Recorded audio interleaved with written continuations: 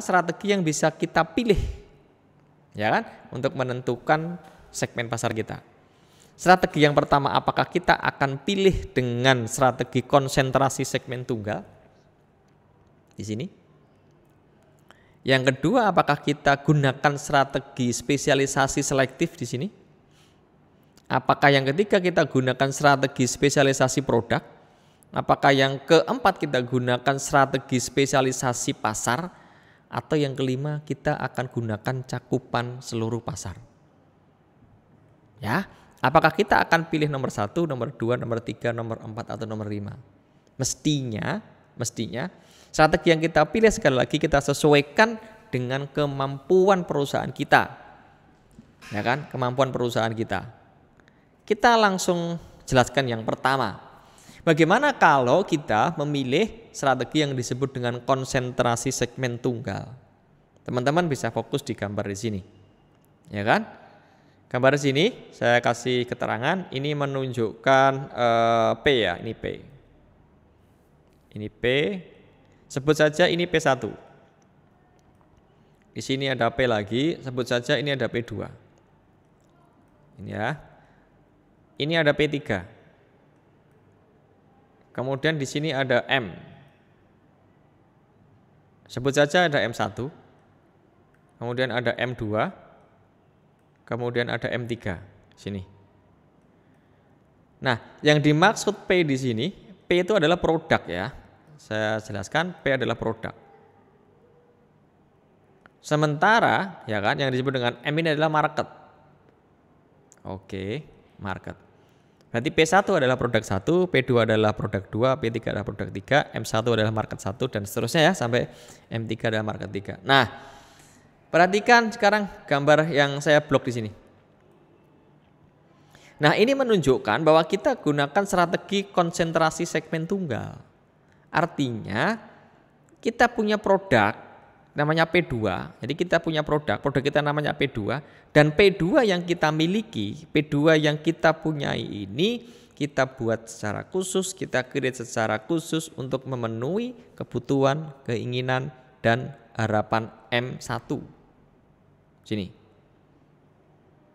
Jadi P2 untuk M1. Bukan P2 untuk M2, M3, bukan P2 untuk M1, M3, tapi P2 kita, produk kita itu untuk memenuhi kebutuhan, keinginan dari market 1. Maka disebut dengan konsentrasi segmen tunggal. Kita fokus di satu produk dan kita fokus di satu market. Ya, contohnya apa? Nanti kita diskusi ya. Nah, kemudian yang kedua adalah spesialisasi selektif.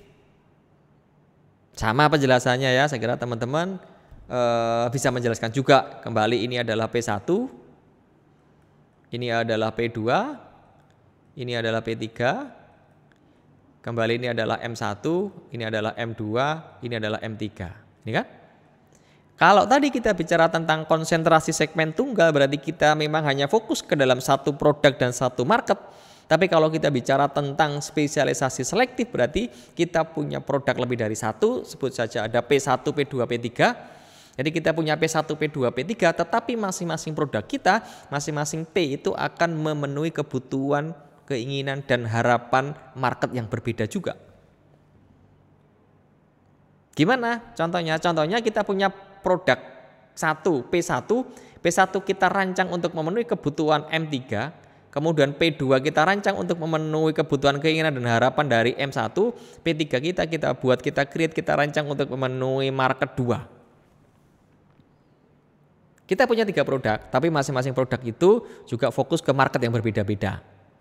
Tak ulangi, P1 kita untuk M3, P2 kita untuk M1, dan P3 kita itu untuk M2. Ini kalau kita pilih spesialisasi selektif. Bagaimana kalau kita pilih spesialisasi produk?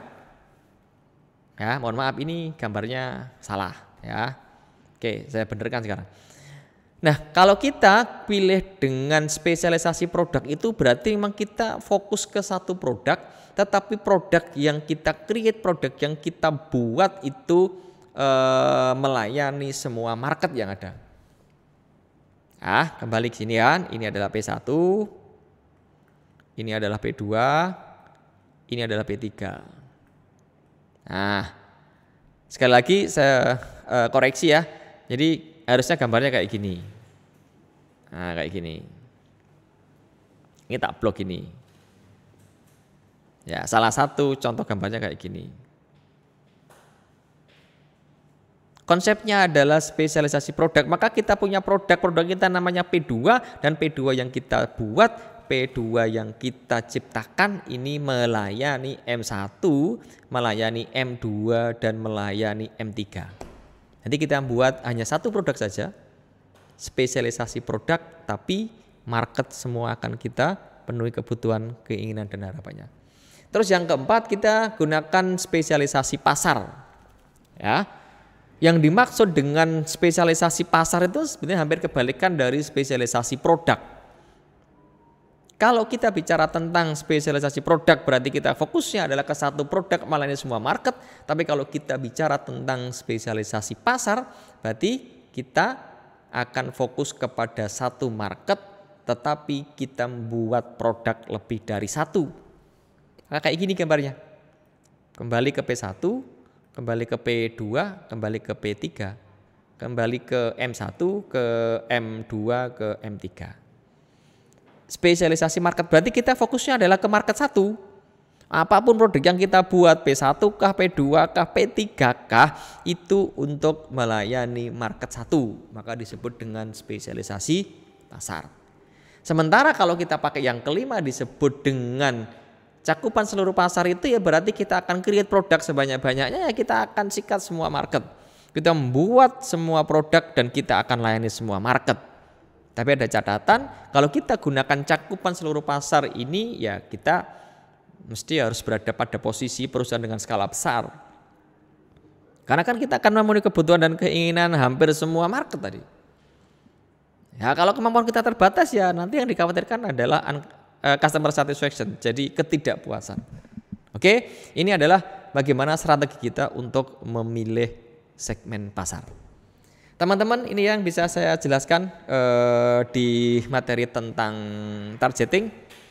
Jangan lewatkan, setelah ini kita akan lanjutkan untuk materi marketing strategik yang berikutnya adalah di positioning. Sementara kita akhiri dulu, mudah-mudahan bermanfaat.